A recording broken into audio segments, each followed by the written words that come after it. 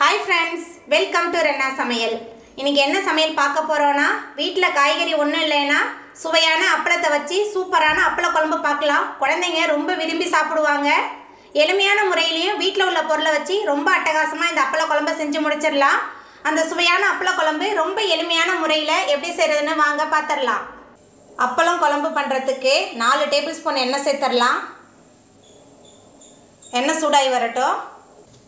எண்ணெய் சூடாயிட்டு இதில் முதல்ல அப்பளத்தை போட்டு பொரிச்சு எடுத்துடலாம்.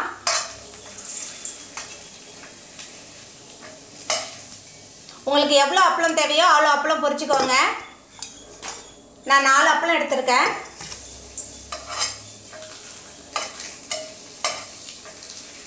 அப்பளத்தெல்லாம் பொரிச்சு எடுத்தாச்சு. குழம்பு எப்படி பண்ணுறதுன்னு பார்த்துடலாம்.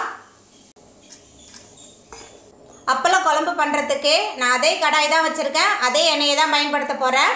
அதில் 1 டீஸ்பூன் கடுகு சேர்த்துக்கலாம்.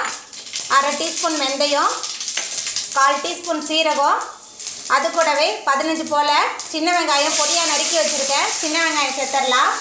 அதுக்கப்புறமா 10 பல் பூண்டு, 1 கொத்து கருவேப்பிலை சேர்த்துடலாம். சேர்த்துட்டு அதுக்கப்புறமா தக்காளி பழம் சேர்த்துடலாம். இப்போ எல்லாத்தையும் நல்லா வதக்கிடலாம்.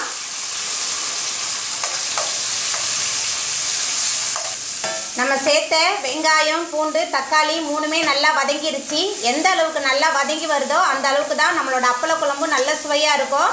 இப்போ இதில் சாம்பார் தூள் சேர்த்துக்கலாம். 2 டேபிள் ஸ்பூன் அளவுக்கு சாம்பார் தூள் சேர்க்குறேன். கொஞ்சமாக உப்பு சேர்த்துக்கலாம். அதுக்கப்புறமா நெல்லிக்காய் சைஸ் புளியை தண்ணியில் ஊற வச்சு கரைச்சி வச்சுருக்கேன். அந்த புளி தண்ணி சேர்த்துக்கிறேன். அதுக்கப்புறம் குழம்புக்கு தேவையான அளவுக்கு தண்ணி சேர்த்துக்கலாம். சேர்த்துட்டு நல்லா கலந்து விட்டுடலாம். சேர்த்துட்டு நல்லா கலந்தாச்சு. நல்லா கொதிச்சு புளியோட பச்சை வாசனை போகிற அளவுக்கு நல்லா சுண்டி வரட்டும். புளியோட பச்சை வாசனை போய் குழம்பு நல்லா கொதிச்சு எண்ணெய் பிரிஞ்சு நல்லா மேலே வந்துருச்சு பாருங்கள். இப்போ நம்ம பொரிச்சு வச்ச அப்பளத்தை ஒன்றும் பாதியமாக உடச்சி வச்சுருக்கேன். இப்போ அப்பளத்தை உள்ளே சேர்த்துடலாம்.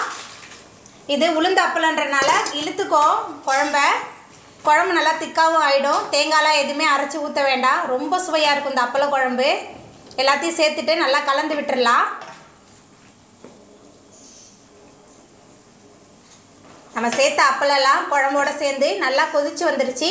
நம்மளோட அப்பள குழம்பு ரொம்ப சூப்பராக ரெடி ஆகிட்டு இப்போ நம்ம அடுப்பு ஆஃப் பண்ணிடலாம். அவ்வளோதாங்க, நம்மளோட சுவையான அப்பள குழம்பு ரொம்ப சூப்பராக ரெடி ஆகிட்டு. நீங்களும் உங்கள் வீட்டில் இந்த சுவையான அப்பள குழம்பை செஞ்சு பாருங்கள். இந்த வீடியோ உங்களுக்கு பிடிச்சிருந்தா லைக் பண்ணுங்கள், ஷேர் பண்ணுங்கள், கமெண்ட் பண்ணுங்கள், சப்ஸ்கிரைப் பண்ணுங்கள். அப்படியே பக்கத்தில் உள்ள பெல் பட்டனையும் கிளிக் பண்ணிடுங்க. நன்றி.